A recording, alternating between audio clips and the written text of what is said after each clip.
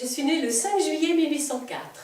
Mon père jouait du violon et ma mère portait une robe rose. Elle savait chanter. Elle avait une très belle voix. Elle me disait des comptines. Et je me souviens encore de certaines. Et patati, un œuf par-ci. Et patata, un œuf par-là. Et patati, 2 œufs au nid. Et patatras, œuf sur le plat. Qu'est-ce que je fais?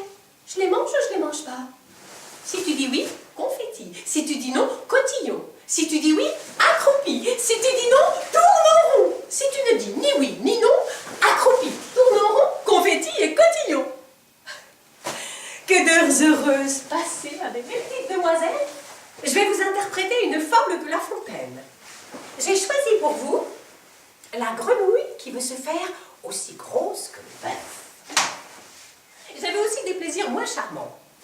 Je jouais avec Clotilde et avec mes amis à l'empereur à cheval. Et j'arrivais l'épée à la main pour chasser les ennemis dans les bois et je les faisais fuir dans le brouillard. Je mettais mes poupées en lambeaux.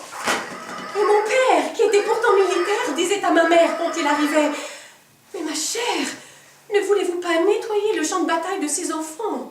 Ça me fait mal de voir ses bras, ses jambes, ses têtes coupées. » J'avais à peine 4 ans quand j'ai fait mon premier voyage, mon premier grand voyage en Espagne avec ma mère, qui voulait à toute force rejoindre mon père qui était aide de camp de Murat. Je me souviens qu'un matin, je me suis réveillée et j'ai senti contre moi la truffe fraîche d'un petit animal.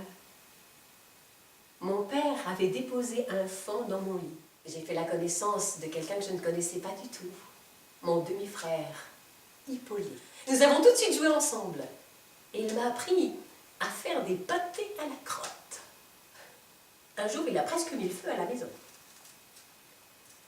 Un autre jour, il a rempli une grosse bûche avec de la poudre et fait exploser la cuisinière, lançant le pot-au-feu et toutes les casseroles au milieu de la cuisine. Après la mort de mon père, je me suis aperçue que ma mère et ma grand-mère ne s'entendaient pas si bien.